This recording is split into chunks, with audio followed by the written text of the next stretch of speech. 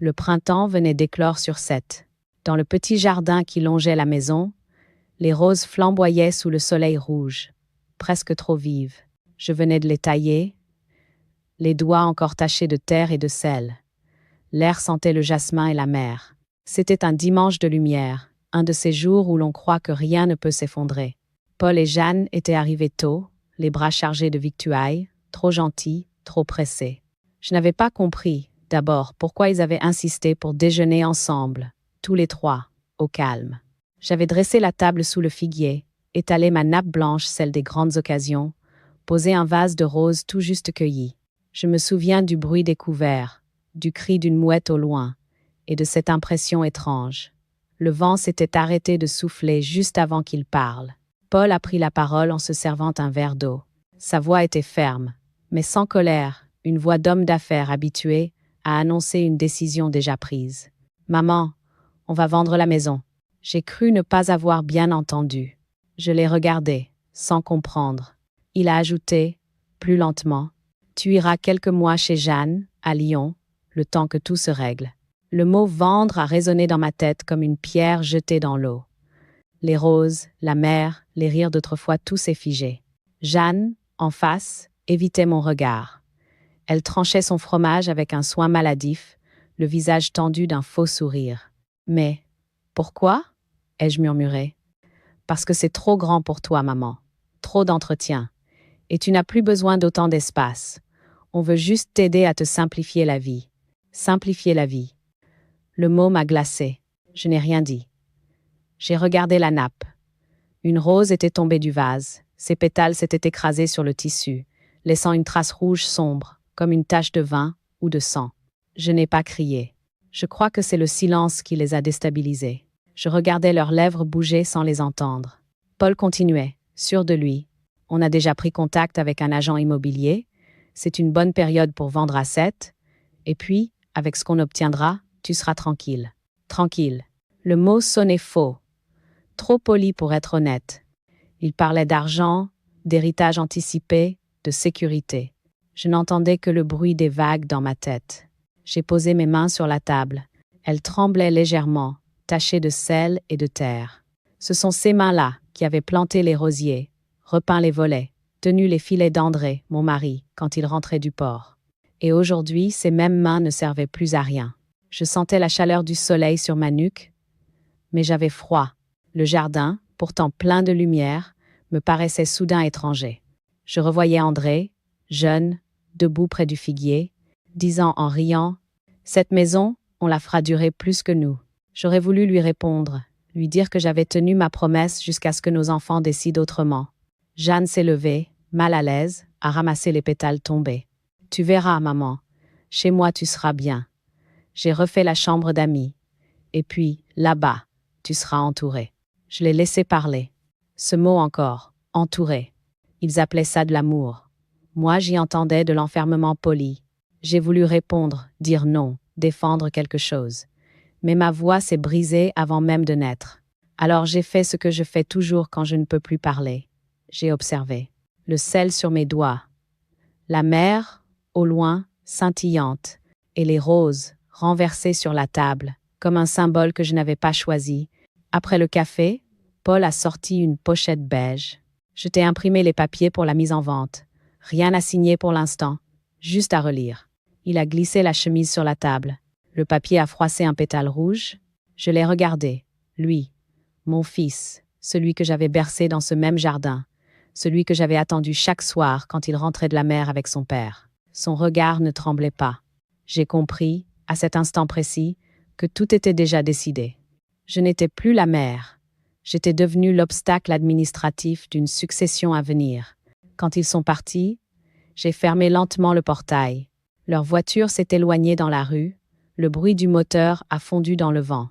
Je suis restée seule au milieu du jardin. Le vase s'était renversé. L'eau avait mouillé la nappe et les pétales flottaient comme de petits bateaux rouges. Je me suis assise, le dos contre le figuier. J'ai sorti mon carnet rouge de la poche de mon tablier. J'ai écrit, d'une main encore tremblante, « Ils vendront les murs, pas ma mémoire. » Puis j'ai levé les yeux vers le ciel de Sète, si bleu, si vaste. La mer brillait, indifférente.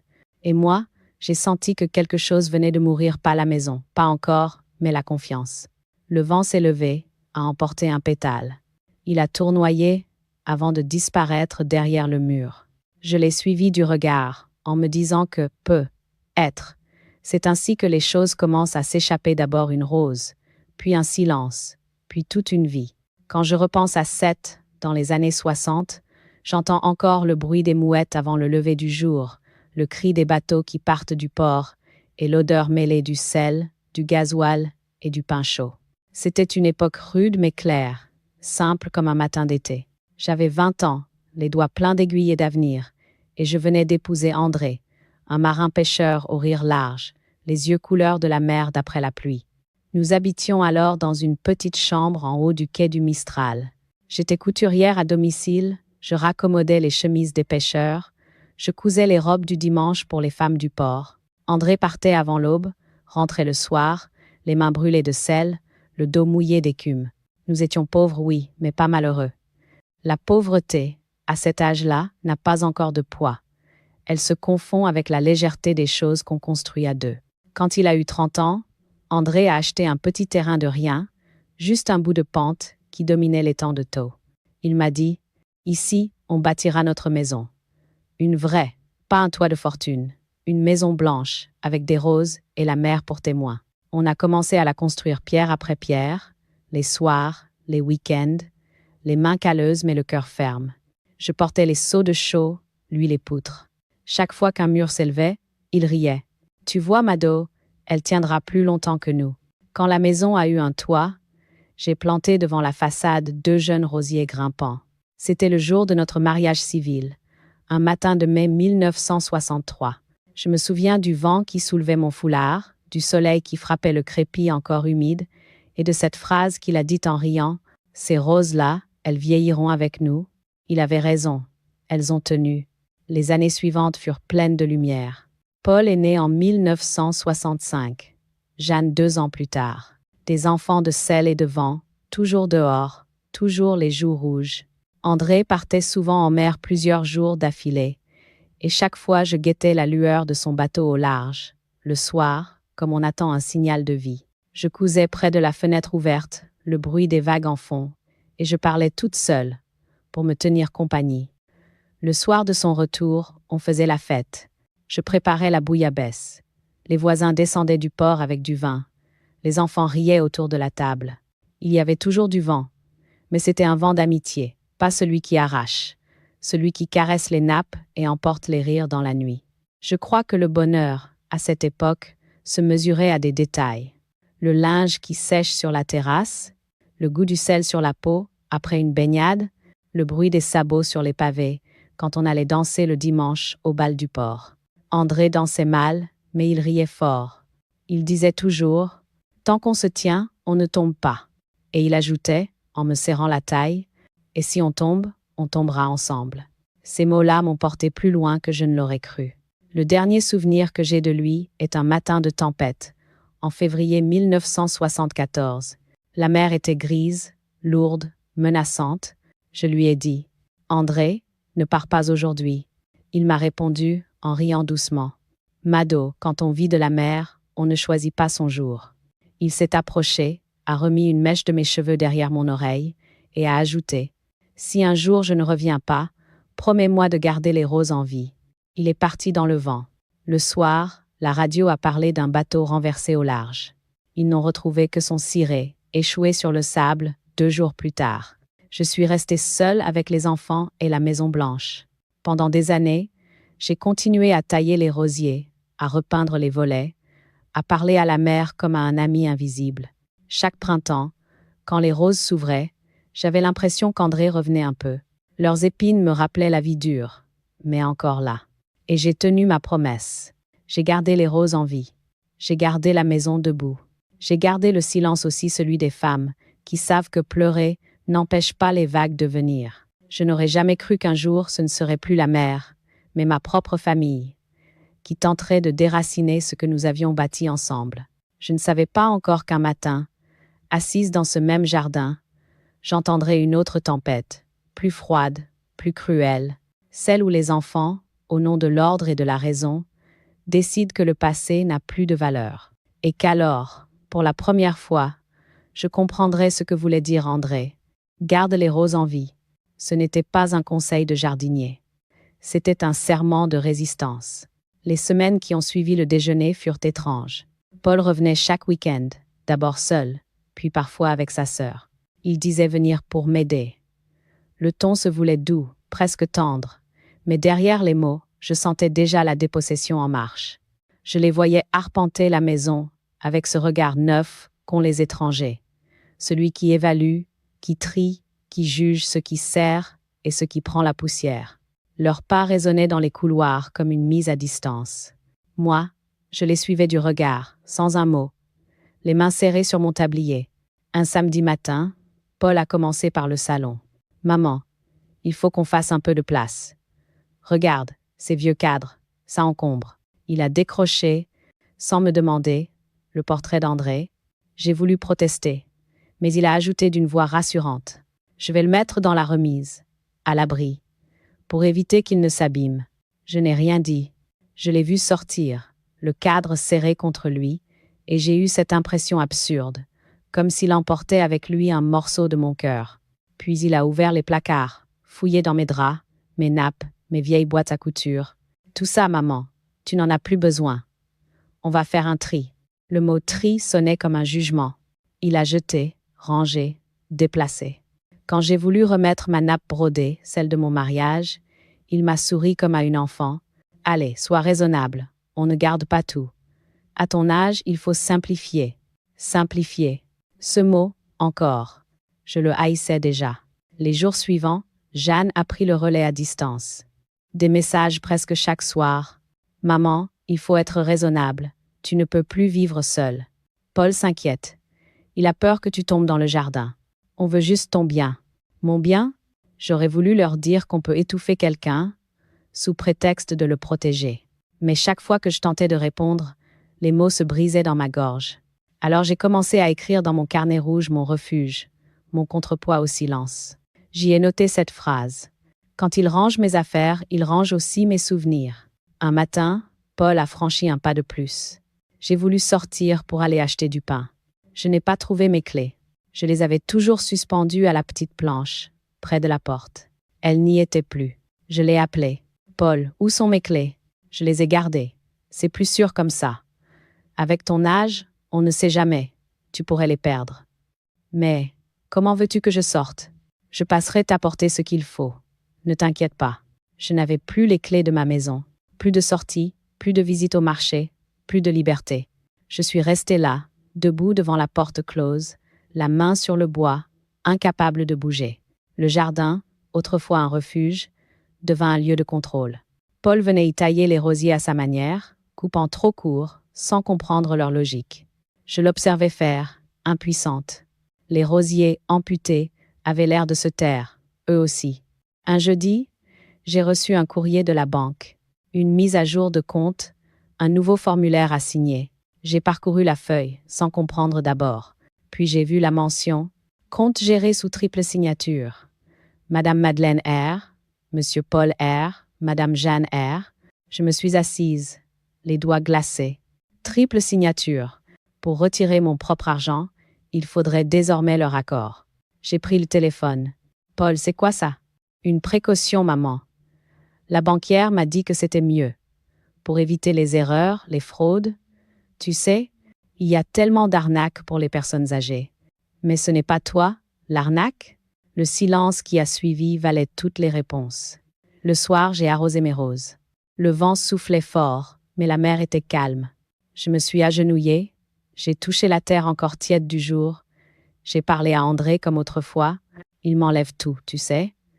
Petit à petit. D'abord les clés, puis le compte, puis les cadres. Je crois qu'ils veulent effacer jusqu'à ta trace. Le vent m'a répondu dans les branches du figuier. Je me suis relevée lentement. La mer luisait au loin, indifférente à ma peur. Je suis rentrée. J'ai pris mon carnet rouge. J'ai ajouté. Ils disent que c'est pour ma sécurité. Mais chaque fois qu'ils m'aident, je disparais un peu plus. Les jours se ressemblaient. Paul continuait à venir, à ranger, à simplifier. Je ne reconnaissais plus ma maison. L'ordre avait remplacé la vie. Le soir, Je restais sur la terrasse, écoutant la mer comme une vieille amie qu'on n'a pas trahie. Elle, au moins, ne jugeait pas mes silences. Un dimanche, il a voulu déplacer le grand fauteuil où André s'asseyait autrefois. Je l'ai retenu par le bras. Pas celui-là. Laisse-le. Il a haussé les épaules. Tu t'y accroches pour rien, maman. Ce fauteuil est foutu. J'ai répondu doucement. Il l'était déjà quand je l'ai épousé. Et pourtant, je l'ai gardé. Il m'a regardé, interloqué, puis a souri d'un air las. Il ne comprenait pas. Il ne comprenait plus rien. Le soir, j'ai repris mon carnet une dernière fois. J'ai écrit, la main ferme, sans trembler. Je ne suis pas folle. Je suis seulement vivante dans un monde qui me range avant ma mort. Puis j'ai fermé le carnet, soufflé la lampe et regardé la mer par la fenêtre. Dans le jardin, les roses coupaient la nuit de leur éclat rouge. Elles, au moins, continuaient de se battre pour la lumière. C'était un matin comme les autres, d'une clarté cruelle, celui où le soleil vous brûle sans chaleur. Le facteur m'a tendu un courrier recommandé en me lançant un sourire distrait. Je n'ai pas tout de suite compris que cette enveloppe beige, un peu épaisse, allait me voler ce qui me restait de solidité. Je l'ai ouverte sur la table de la cuisine, lentement, avec cette prudence qu'on a face à une mauvaise nouvelle qu'on devine déjà. À l'intérieur, il y avait des papiers notariés, une dizaine de pages, tamponnés, paraphés, tout en haut, en lettres droites, acte de donation-partage anticipé, propriété 6 à 7, quartier du Barou. J'ai senti mes jambes se dérober. Je me suis assise. J'ai relu encore. Mon nom n'était plus propriétaire. Il n'y avait plus que 2 noms inscrits. Paul R. et Jeanne R. Mes propres enfants. J'ai d'abord cru à une erreur, un mélange, un doublon administratif. Mais chaque ligne confirmait l'évidence. La maison, le jardin, les rosiers, la remise, tout avait changé de main. Et au bas du document, ma signature, ou du moins, une signature qui ressemblait à la mienne. Je me suis levée d'un bond, le cœur battant dans les tempes. J'ai fouillé mes tiroirs, cherché mes vieux dossiers bancaires. Et là, entre 2 relevés froissés, j'ai retrouvé ce que j'avais oublié. Une procuration générale, signée il y a 4 ans, à l'époque où Paul m'aidait à simplifier mes démarches. Un papier banal, soi-disant administratif, qui donnait à mon fils le pouvoir d'agir en mon nom. J'avais signé sans méfiance, les lunettes sales, les doigts tremblants, rassuré par son ton patient. « Maman, c'est juste pour t'éviter les allers-retours à la banque. » C'était donc là le piège. Une signature naïve qui valait une expropriation en douceur. Je n'ai pas attendu. Le jour même, je suis allé voir le notaire indiqué sur la lettre, Maître Desfontaines. Un homme poli, distant, le genre de visage qui s'efface derrière les dossiers. Je me souviens de son regard. Au moment où je lui ai tendu la feuille, je viens de recevoir ceci. C'est une erreur, n'est-ce pas? Il a pris le papier, l'a parcouru rapidement, puis calmement il a dit « Non, madame, ce document est en règle. Il a été signé en bonne et due forme. Vous aviez donné pouvoir à votre fils, en 2019, pour agir en votre nom. Mais je n'ai jamais autorisé ça. Jamais pour la maison. L'autorisation générale le permettait. Juridiquement, il était dans son droit. Ces mots ont frappé comme des pierres. Juridiquement. C'était donc la loi, maintenant, qui lui prêtait ma trahison. Je crois que j'ai murmuré quelque chose peut. Être un nom, peut. Être le prénom d'André, je ne sais plus. Le notaire a voulu m'offrir un verre d'eau. Je n'ai pas bougé. J'avais l'impression que la pièce tournait autour de moi, que le plancher s'enfonçait doucement. Je voyais son bureau, les chemises cartonnées empilées, le tampon, les timbres fiscaux. Tout ce qui faisait foi. Tout ce qui, ce matin-là, m'effaçait. Je me suis levée lentement, la bouche sèche, et j'ai dit « Alors, c'est fini ?» Il m'a répondu, sans me regarder « L'acte est enregistré, madame. Vous pouvez en contester la validité, mais cela demandera du temps et des preuves. Des preuves. J'en avais, mais invisibles. Des années de travail, de lessive, de tendresse, de fidélité. Aucune de ces choses ne se signe. Je suis sortie sans dire au revoir. Le trottoir m'a paru plus étroit, la lumière plus dure. Je me suis arrêtée devant un banc, incapable de respirer. Puis j'ai marché, machinalement, jusqu'à la maison. En arrivant, j'ai vu les rosiers. Ils étaient en fleurs, éclatants, comme si la maison ne savait pas encore qu'elle ne m'appartenait plus. J'ai traversé le jardin, me suis agenouillée, j'ai pris une poignée de terre humide dans ma main. Je l'ai serrée fort, si fort que mes ongles se sont salis, que mes doigts ont tremblé. La terre, au moins, ne mentait pas. Elle, je l'avais touchée, retournée, soignée. Elle me connaissait. Je suis restée là longtemps, sans pleurer, le regard fixé sur la mer au loin. Elle, fidèle, continuait son va-et-vient, indifférente à mes misères d'humaine. Le soir, j'ai rouvert mon carnet rouge. Mes doigts tremblaient encore, tachés de terre. J'ai écrit. Ils ont pris les murs. Pas le vent, pas les roses. Puis j'ai ajouté. On m'a volé par politesse. On m'a dépouillé au nom de la raison. Je me suis relue. Lentement. Chaque mot vibrait comme une protestation muette. Le carnet, posé sur la table, semblait respirer. Je l'ai refermé doucement. Je n'avais plus de maison, peut-être. Mais j'avais retrouvé quelque chose de plus rare. La lucidité. Et ce soir-là, pour la première fois depuis des mois, j'ai juré tout bas, pas de vengeance. Non, mais une promesse. Comprendre, et ne plus jamais laisser le silence signer à ma place. Les jours qui suivirent cette découverte devinrent des nuits sans bord. Le jour, je marchais dans la maison comme une ombre, cherchant mes repères parmi les objets déplacés, les cadres manquants, les tiroirs qu'on avait organisés. La nuit, je restais éveillée, l'oreille tendue vers la mer, comme si le bruit des vagues pouvait me tenir lieu de voix humaine. Les appels avaient cessé. Paul ne téléphonait plus, sans doute honteux ou trop sûr d'avoir eu raison. Jeanne, elle, envoyait parfois un message bref. « J'espère que tu te reposes. On passera un week-end bientôt. » Mais il ne passait jamais. Le jardin, livré à lui-même, commençait à s'ensauvager. Les rosiers, privés de soins, s'étiraient dans tous les sens. Le lierre rampait sur la terrasse, comme pour reprendre possession de la maison. Chaque soir, je sortais avec ma vieille lampe à pétrole et mes gants de cuir, et je taillais un peu, sans méthode. Les épines me griffaient les doigts, mais c'était ma manière de sentir que j'existais encore. Un soir, je me suis assise au pied du rosier ancien, celui qu'André avait planté le jour de notre mariage. Je lui ai parlé, tout bas. Ils m'ont déshérité de ton ombre, mais pas de ta promesse. Je vivais dans un silence dense, presque solide. Le monde extérieur n'existait plus. Je ne regardais plus la télévision, je n'écoutais plus la radio. Le seul bruit qui m'était encore supportable, c'était le froissement du papier. Je m'étais mise à classer mes papiers, méthodiquement, comme on bâtit une défense invisible. Chaque soir, à la même heure, je sortais mes chemises, mes vieux dossiers, mes lettres. Je notais les dates, comparais les signatures, relisais les formulaires. Je découvrais des incohérences, des ajouts, des mentions que je n'avais jamais lues. C'était devenu une obsession, mais une obsession lucide. L'ordre, désormais, était ma seule manière de résister.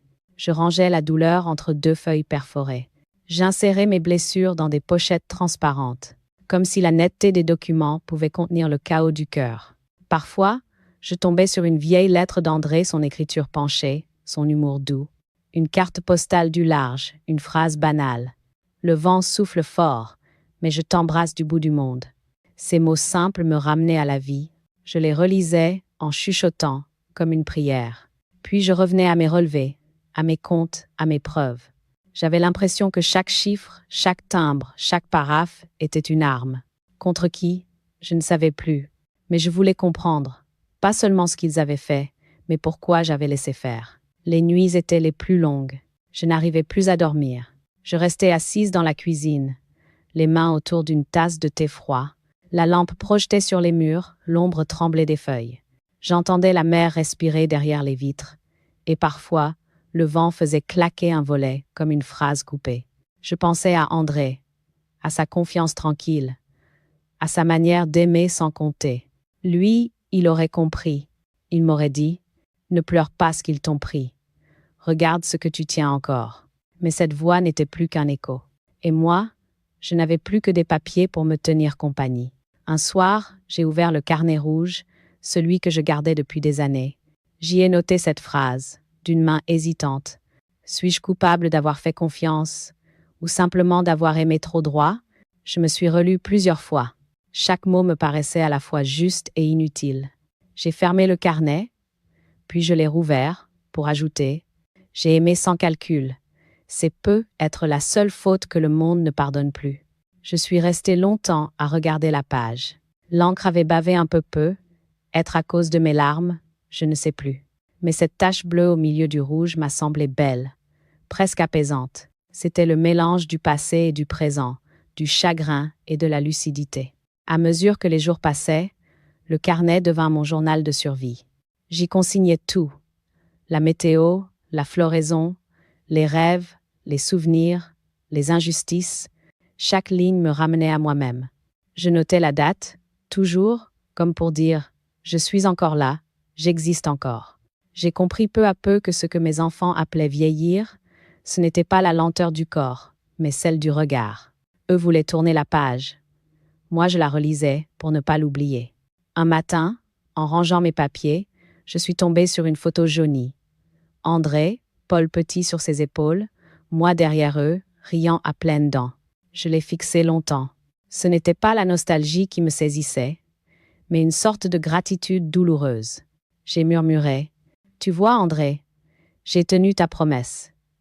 Les roses vivent encore, mais le reste, je dois le défendre seul. » Je l'ai glissé dans le carnet, à la page du jour. Puis j'ai refermé doucement, comme on ferme une porte après un adieu. La mer, dehors, roulait contre le quai. Le vent soulevait les pétales tombés sur la terrasse. Et moi, malgré la fatigue, j'ai senti quelque chose de nouveau se lever en moi, pas de la colère, non. De la force. La force tranquille de celle qui, même trahie, choisit de tenir debout dans le silence. C'est Mireille, ma voisine, qui a insisté. « Madeleine, tu ne peux pas rester comme ça. Il faut que quelqu'un t'aide. Tu as des droits, tu sais. » J'ai d'abord refusé. Je me disais que la loi, c'était pour les autres, pour ceux qui savaient parler fort et citer des articles. Mais une nuit, incapable de dormir, j'ai rouvert mon carnet rouge. À la dernière page, j'ai écrit « Si je me tais encore, ils auront raison 2 fois. » Le lendemain, je suis descendue en ville, tremblante comme une élève en retard. L'étude s'appelait « Cabinet Louison, fils, droit de la famille ». C'est là que j'ai rencontré Maître Louison, une jeune femme à la voix douce mais au regard précis, presque tranchant. Elle m'a fait asseoir, m'a offert un café, et j'ai sorti de mon sac un tas de papiers froissés, mes relevés, les copies du notaire, mes notes. Elle a commencé à tout étaler devant elle, avec la minutie d'un horloger. Elle lisait, soulignait, annotait. Parfois, elle fronçait les sourcils, d'autres fois elle hochait la tête. Au bout d'un moment, elle a levé les yeux vers moi. « Madame, il y a des choses qui ne collent pas. Vous voyez alors ? Oui, les dates sont incohérentes. La signature de la donation et celle de la procuration ne sont pas identiques. Et surtout, l'acte n'a pas été contresigné par un témoin. » J'ai senti mon cœur battre plus vite. Mais ça veut dire quoi, tout ça ? Ça veut dire qu'on peut parler d'un vice de consentement. Peut être même d'un abus de faiblesse, si on prouve votre état de vulnérabilité à ce moment-là. Les mots me semblaient techniques, presque étrangers, mais je les ai répétés, lentement, comme pour les apprivoiser. Vice de consentement, abus de faiblesse. C'étaient des mots de résistance. Elle m'a demandé « Vous avez quelqu'un pour témoigner ? Quelqu'un qui puisse affirmer que vous n'avez jamais signé cet acte ? » « Oui, ai-je répondu, Mireille. Ma voisine. Elle était là, le jour où Paul m'a apporté les papiers à la maison. Elle m'a vu hésiter, refuser même. Le lendemain, nous sommes revenus ensemble. Mireille portait son châle bleu, le même qu'elle met pour aller au marché. Devant Maître Louison, elle a déclaré, sans trembler, « Je l'ai vue, elle n'a jamais signé. » Je m'en souviens très bien. C'était une simple procuration bancaire, rien d'autre. L'avocate a noté chaque mot, d'un geste rapide. Puis elle a refermé son dossier et dit « Nous allons déposer une plainte discrète. Pas besoin de faire du bruit. » La vérité a parfois plus de force dans le silence. Les semaines suivantes, je me suis mise à apprendre le langage du droit, comme une nouvelle langue. Je notais tout dans mon carnet rouge. Usufruit, droit d'habiter sans posséder, donation sous réserve. La ruse des enfants pressés. Vice de consentement, ce qu'on fait dire à la confiance quand elle se tait, chaque mot devenait une arme fine, une preuve d'existence. Je les recopiais avec soin, les lisait à haute voix le soir comme d'autres récitent des prières. Je voulais comprendre, mais aussi reprendre possession de ma propre parole. Un après-midi, Maître Louison m'a appelé. J'ai déposé le dossier au tribunal de Sète. C'est enclenché. Vous avez fait le plus difficile, madame. Je suis restée silencieuse un moment, puis j'ai murmuré. Je ne veux pas les punir, vous savez. Je veux juste reprendre mon nom sur la porte. Elle a souri, lentement, sans ironie. Alors nous allons écrire la vérité. Elle a marqué une pause, puis a ajouté, plus doucement. La justice, ce n'est pas toujours la vengeance. Parfois, c'est juste la clarté. Le soir, je suis rentrée à pied. Le vent soufflait fort sur le port. Les bateaux cognaient doucement contre les quais. En passant devant la poissonnerie, j'ai aperçu mon reflet dans la vitre. Une vieille femme au manteau usé, les cheveux décoiffés par la brise. Mais pour la première fois depuis des mois, j'ai vu dans mes yeux quelque chose de ferme. Je suis rentrée, j'ai posé mes papiers sur la table et j'ai ouvert la fenêtre.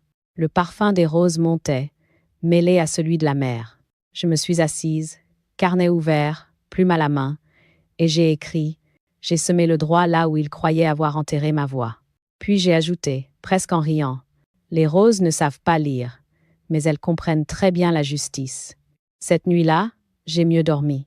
Pas parce que j'étais rassurée, mais parce que pour la première fois depuis longtemps, je n'étais plus spectatrice. Je participais. Je préparais, dans l'ombre, le dossier de la terre, celui où chaque preuve, chaque mot, chaque souvenir viendrait redonner vie à ma maison. Et au fond, je le savais déjà. Le jour viendrait où la vérité, simple et nue, ferait plus de bruit que toutes leurs bonnes intentions réunies. Le jour de l'audience de conciliation, le ciel de Sète était bas, lourd comme un couvercle. Je suis arrivée la première, accompagnée de Maître Louison. Elle portait un manteau clair et cette calme assurance des femmes qui savent que la vérité, tôt ou tard, finit par s'imposer. J'avais le cœur battant, mais je tenais debout droite, digne, avec dans mon sac le carnet rouge et une enveloppe de documents qu'elle appelait le dossier de la terre. La salle n'avait rien de solennel. Un simple bureau aux rideaux tirés, une table de bois blond, quelques chaises. Le notaire, Maître Desfontaines, celui-là même qui avait validé la donation, feuilletait ses papiers sans lever les yeux. Puis Paul et Jeanne sont entrés. Ils ont évité mon regard, raide, impeccable, vêtu comme pour une cérémonie. Un silence épais s'est installé. C'est le notaire qui a parlé le premier. Nous sommes ici pour clarifier la situation concernant la propriété familiale de Madame R, suite au recours déposé par son conseil. Maître Louison s'est levé. Sa voix, ferme, a découpé le silence. Nous ne sommes pas ici pour régler des comptes familiaux, mais pour rétablir un droit. Nous avons relevé plusieurs irrégularités dans l'acte de donation, des dates incohérentes, l'absence de témoins, et surtout une signature qui ne correspond pas à celle de ma cliente. Paul a soupiré. « Maman, tu ne comprends plus les choses, c'était pour ton bien, pour éviter les problèmes plus tard. » Je l'ai regardé, calmement. Ma voix n'a pas tremblé. « Si, Paul, je comprends parfaitement. Vous m'avez dépossédé de ce que j'ai bâti. » Jeanne, pâle, a tenté d'intervenir. « On voulait seulement te protéger. On ne protège pas quelqu'un en lui enlevant son nom sur la porte, » ai-je répondu. Maître Louison a sorti les preuves une à une. Les copies, les relevés, la procuration d'origine. Elle montrait, expliquait, annotait, regardait. Maître Desfontaines, la signature du 14 février 2019 et celle du 3 mai 2021. Les boucles sont différentes, la pression du stylo aussi. Et surtout, il n'y a aucun témoin sur l'acte de donation. Le notaire, embarrassé, a ajusté ses lunettes. Il a feuilleté, comparé, relu. Puis, d'une voix neutre, « Je dois admettre que la procédure est irrégulière. En l'absence de témoins et de consentement explicite, l'acte ne peut être maintenu. » Paul a blêmi. « Mais vous m'aviez dit que tout était conforme. » Le notaire a baissé les yeux. « Je vous avais dit que c'était possible, pas que c'était moralement juste. » Le silence s'est installé. Un long silence, lourd comme la houle avant l'orage. Jeanne pleurait doucement. Paul regardait le sol, les poings crispés. Je ne ressentais ni triomphe ni colère, seulement un apaisement froid, celui d'une vérité qui se remet à sa place. Maître Louison a conclu, posément, Nous demandons l'annulation de la donation et la restitution de l'usufruit intégral à Madame R. Les enfants conservent la nue propriété comme il se doit. La loi, ici, rend simplement à la mère la part de vie qu'on lui avait confisquée. Le notaire a hoché la tête. Décision entérinée. L'acte de donation est annulé pour vice de forme et absence de consentement libre. L'usufruit revient à Madame Madeleine R. Ces mots ont résonné dans la pièce comme une délivrance. Je n'ai pas bougé. J'ai simplement fermé les yeux, une seconde, pour sentir le poids retomber. Quand je les ai rouverts, j'ai vu Maître Louison me sourire discrètement. Je lui ai rendu ce sourire le premier depuis des mois. En sortant du bureau, nous avons traversé le petit jardin de l'étude. Il y avait là, par hasard, un rosier fleuri. Je me suis arrêtée devant lui. Le vent de Sète soulevait à peine les feuilles. Paul et Jeanne marchaient derrière, silencieux, leurs pas traînant sur le gravier. Je me suis penchée, j'ai cueilli une rose lentement, sans me presser. Ses épines ont effleuré ma peau. Je l'ai portée à mon nez et j'ai dit calmement sans me retourner « Je n'ai pas élevé des enfants pour qu'ils me vendent comme une vieille table. » Personne n'a répondu. J'ai senti leur présence se figer derrière moi, puis reculer, comme si mes mots les avaient transformés en pierre. Plus tard, sur le chemin du retour, Maître Louison m'a demandé « Comment vous sentez-vous » « Debout » ai-je simplement répondu. Elle a souri. C'est le plus important. Je regardais la mer au loin. Cette mer qui ne juge pas, mais se souvient. Et j'ai pensé à André, à ses mains rugueuses, à sa phrase d'autrefois. « Promets-moi de garder les roses en vie. » Ce jour-là, dans le jardin du notaire, j'ai compris ce qu'il voulait dire. Garder les roses, ce n'était pas seulement entretenir des fleurs. C'était refuser qu'on me coupe de mes racines. Et quand le vent s'est levé, faisant trembler les pétales, j'ai su que, malgré tout, j'avais gagné non pas contre mes enfants, mais pour ma dignité. Après le jugement, la maison retrouva son calme. Un calme étrange, trop vaste pour une seule voix. Paul et Jeanne n'étaient plus revenus. Les premiers jours, j'ai attendu. J'écoutais les bruits de voitures dans la rue, les pas sur le gravier. Rien.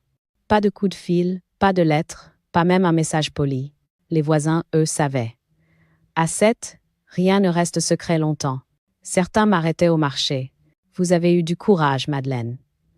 Peu de femmes osent aller jusqu'au bout. D'autres détournaient le regard, gênées. Les plus hypocrites murmuraient « Elle a fait condamner ses enfants? Vous vous rendez compte ?» À son âge, je souriais. Je n'avais condamné personne. J'avais simplement réclamé mon nom sur la porte. Le premier Noël fut le plus dur. Pas de sapin, pas de rire d'enfants, pas d'odeur de dinde dans la cuisine. Le silence avait remplacé les chansons d'autrefois. Je m'étais fait une soupe, un peu de pain grillé, et puis j'étais sortie dans le jardin. Le vent était froid, la mer d'un bleu de fer. J'ai regardé mes rosiers, dénudés, les branches comme des bras maigres. Et là, sans réfléchir, j'ai pris une pelle. Au milieu du jardin, j'ai creusé. Je voulais planter quelque chose de nouveau, de vivant, à l'endroit même où tout s'était brisé. Dans la terre humide, j'ai mis une petite bouture que m'avait donnée Mireille. Je l'ai arrosée, doucement, puis j'ai murmuré. Celui-là, je l'appelle résilience. Je suis restée agenouillée longtemps, les mains sales, le souffle court. Le ciel s'éclaircissait. Pour la première fois depuis des mois, j'ai senti un apaisement vrai, simple. Pas le bonheur, non, mais quelque chose de plus solide, la paix avec moi-même. Les jours ont passé. Je m'étais remise à coudre, à écrire. Chaque matin, j'ouvrais les volets sur la mer et je saluais le vent comme un vieil ami revenu de loin. Les rumeurs du village s'étaient tues. Les curieux passaient devant la maison, ralentissaient, puis reprenaient leur chemin. J'ai appris à aimer ce vide. L'absence de mes enfants, aussi cruelle soit-elle, me laissait de la place. De la place pour respirer, pour lire, pour penser à André sans honte. Je lui parlais encore, parfois, devant le rosier nouveau. « Tu vois, mon vieux, j'ai tenu ta promesse. J'ai gardé les roses et la dignité. » Un matin, alors que je triais des papiers, le facteur a glissé une enveloppe blanche sous la porte. Aucune adresse d'expéditeur, aucune signature. Je l'ai ouverte avec précaution. Une seule phrase, écrite d'une main que je connaissais trop bien. « Pardon, maman. » Pas de prénom, pas de date. Mais j'ai reconnu l'écriture, celle de Paul. Les lettres tremblaient, la ligne un peu penchée, comme un homme qui baisse les yeux en écrivant. Je suis restée là, debout dans le couloir, le papier entre les doigts. Je n'ai pas pleuré. Il n'y avait rien à ajouter, rien à effacer. Juste ce mot, pardon. Fragile et suffisant. Je l'ai relu plusieurs fois, puis je suis allée chercher mon carnet rouge. Je l'ai ouvert à la page du jugement. Entre deux lignes, j'ai glissé l'enveloppe, et j'ai écrit en dessous. Quand les mots manquent, une simple trace suffit. Le soir, le vent a tourné. Le rosier résilience frémissait dans l'air frais. Je me suis assise à côté, la lampe posée sur la marche, les genoux couverts d'un plaid. Les pétales encore tendres bougeaient à peine. J'ai pensé à mes enfants non plus comme à des bourreaux, mais comme à des êtres perdus dans leur peur du temps. Être qu'ils avaient voulu me protéger à leur manière, maladroitement, brutalement. Je ne leur pardonnais pas encore, mais je ne les maudissais plus. Le ciel s'assombrissait, la mer s'assoupissait.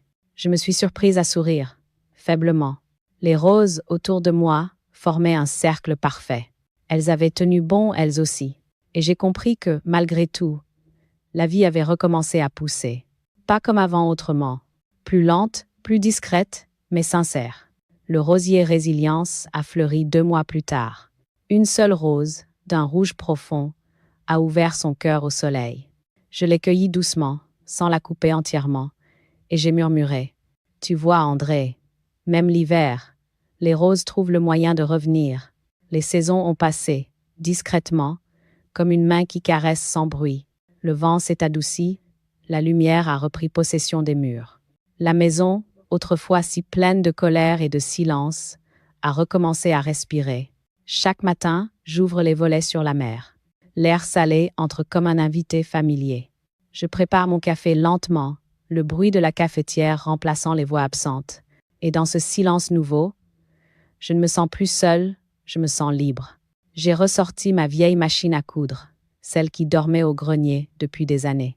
Au début, mes doigts hésitaient, puis les gestes sont revenus, mécaniques, tendres.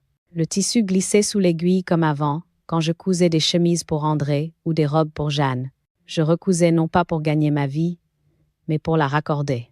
Les voisines m'apportent leurs ourlets, parfois un rideau à reprendre. Elles s'assoient, prennent le thé, parlent de leurs petits-enfants, du vent, des prix au marché. Moi, je souris. Le fil se tend, se coupe, se noue. C'est étrange, comme un simple point peut redonner un sens à une journée. Dans le jardin, les hortensias ont repoussé, d'un bleu presque irréel. Les roses, elles, ont conquis tout le mur blanc de la façade. Leurs tiges se mêlent aux volets, grimpent jusqu'au toit. Elles ne demandent plus la permission pour vivre. Et moi non plus. Je laisse parfois le portail entrouvert. Les enfants du quartier viennent y jouer, curieux. Je les entends rire, courir entre les rosiers. Et je leur dis, « Venez voir la mer depuis ma terrasse. » Ils s'approchent, émerveillés par la vue. La mer, là-bas, qui s'étend à perte de vue, et le port minuscule en contrebas. Leurs rires remplissent les vides que mes enfants ont laissés. Et quand ils repartent, je retrouve sur la table du jardin des coquillages, des dessins, des fleurs cueillies maladroitement, des traces d'enfance et de vie. Maître Louison, elle, m'écrit encore. Ses lettres sont longues, pleines de délicatesse. Elle m'appelle Madame Madeleine, puis Mado, comme si la distance avait fondu. Elle me raconte ses procès, ses succès, ses doutes aussi. Et moi, je lui réponds avec la lenteur des vieilles mains, en écrivant à l'encre bleue. La loi, parfois, ne répare pas tout, mais elle empêche qu'on oublie. Elle m'a écrit un jour. Vous avez été ma première cliente à me rappeler pourquoi j'ai choisi ce métier, pour rendre aux gens leur voix. J'ai relu cette phrase plusieurs fois avant de la glisser dans le carnet rouge. Ce carnet, je l'ai transformé. Je ne m'en sers plus pour noter les blessures, mais pour écrire la vie. J'y raconte mes souvenirs, mes leçons, mes silences. J'ai écrit des pages entières sur les odeurs du port, les cris des mouettes, la main d'André sur la mienne, les disputes de mes enfants, les fleurs qui repoussent malgré tout. Un jour, j'ai décidé d'y donner un titre. Sur la première page, j'ai écrit en lettres droites « Les roses de Sète ». Chaque matin, j'y ajoute une ligne, parfois 2, comme un fil qui continue de se tisser. Et hier, j'ai écrit ma dernière phrase. J'ai compris que la tendresse peut être une révolte tranquille. Je crois que c'est vrai. La tendresse, celle qui ne cède pas, celle qui résiste sans bruit, C'est la seule force qui ne détruit rien et qui change tout. Le jardin, désormais, fleurit comme un corps en paix. Les roses s'ouvrent au soleil, les abeilles y dansent, les murs respirent, lavés des rancunes. Je m'assois souvent sur le banc près du figuier, une tasse de thé à la main. Je regarde le ciel se colorer de rose, de cuivre, de violet, et dans ce spectacle silencieux, je sens que tout ce que j'ai vécu, la trahison, la solitude, la lutte, la vérité retrouvée, n'a pas été vain. Parfois, des passants s'arrêtent au portail. Ils me demandent « Madame, comment faites-vous pour que vos roses fleurissent aussi fort ?» Je réponds en souriant « Je leur parle. Et je ne les taille jamais quand elles ont encore des épines. » Ils rient, sans comprendre tout à fait. Moi, je sais que cette phrase n'est pas qu'un conseil de jardinage. C'est ma vie entière. Le soir, quand la lumière décline sur l'étang, j'allume une bougie sur la terrasse. La flamme tremble, les pétales frémissent. Je pense à André, à Paul, à Jeanne, et je me dis que tout est à sa place. Les douleurs dans le passé, la maison debout et les roses vivantes. La mer, au loin, chuchote contre la jetée.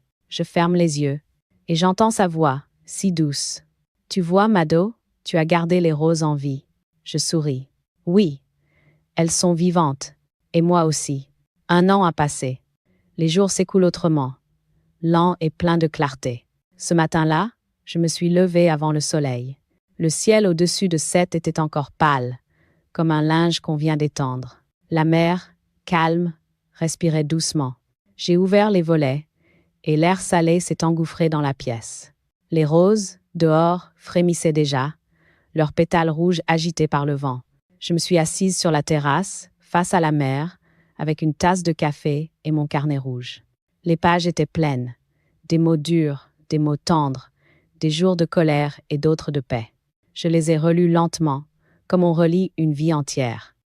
Les premières lignes m'ont fait sourire, celles écrites avec des mains tremblantes, où je disais ma peur, ma honte, ma solitude. Puis sont venues les pages de résistance, d'ordre et de justice. Et enfin, celles d'apaisement, où les phrases s'étaient allégées, comme si la mer avait lavé l'encre. J'ai levé les yeux vers l'horizon. La lumière du matin glissait sur la façade blanche de la maison. Chaque mur, chaque pierre, chaque fissure racontait une histoire. Les roses grimpaient plus haut que jamais, mêlant leur parfum au vent marin. J'ai pensé à André. Je lui ai murmuré « Tu vois, j'ai tenu parole. Les roses vivent encore. » Je l'imaginais, quelque part, debout sur le quai, le visage tourné vers la mer, son vieux bonnet dans les mains. J'ai souri à ce souvenir. Il m'a semblé que le vent, en passant, avait le goût de sa voix. Puis mes pensées sont allées vers Paul et Jeanne. Leur visage s'est imposé à moi sans amertume. Je ne leur en veux plus. Le temps a fait son œuvre. Il a remis la tendresse à sa place, loin de la rancune. Ils ont eu peur, simplement. Peur de vieillir à travers moi, peur de manquer, peur d'aimer sans contrôle. Je murmure souvent. Je ne garde pas rancune. Le pardon, c'est aussi une liberté. Je crois profondément à cette phrase. Le pardon ne change pas le passé, mais il rend à l'avenir sa couleur. Et ici, à Sète, la couleur de l'avenir, c'est celle de la mer toujours en mouvement, toujours neuve. Je ferme le carnet. Je passe la main sur la couverture usée. Elle porte la marque du temps, comme ma peau, mais elle est solide, fidèle, entière. Je regarde le jardin. Les rosiers débordent des murs, les hortensias s'étalent en taches bleues, le figuier donne son ombre généreuse. La maison, que j'ai failli perdre, est redevenue un abri. Pas un bien à transmettre une présence, une mémoire vivante. Sur la table, la tasse de café refroidie. Je reste là, les mains croisées, à écouter le vent dans les feuilles, le ressac de la mer, les pas lointains des enfants du quartier. C'est tout ce qu'il me faut. J'ai compris qu'on ne reconstruit pas sa vie en effaçant, mais en apprivoisant le manque. Un jour, peut-être, mes enfants reviendront. Ils trouveront cette maison telle qu'elle est. Simple, fleurie, droite. Ils verront que la vie ne m'a pas vaincue. Ils comprendront que le silence que je garde n'est pas celui de la rancune, mais celui de la paix retrouvée. Je n'ai plus besoin de leur pardon, ni de leur reconnaissance. J'ai la mer, mes roses et le vent du large. Cela suffit pour appartenir encore au monde. Le soir tombe lentement. La lumière s'adoucit, le ciel prend cette teinte rose et or qui annonce les fins paisibles. Je rouvre mon carnet pour une dernière phrase. L'encre coule doucement, sans trembler. Je n'ai plus besoin d'avoir honte pour eux. J'ai la mer, mes roses et le vent du large. Je pose la plume. Je laisse la brise tourner les pages toute seule, comme si le vent voulait en écrire la suite. Alors, d'une voix douce, presque un souffle, je murmure. Le silence peut aussi être une forme de justice. Les derniers rayons du soleil s'accrochent aux pétales des roses. Elles rougissent, vibrent, s'inclinent légèrement, comme pour saluer le jour qui s'en va. Je ferme les yeux. La mer continue de respirer, paisible et forte.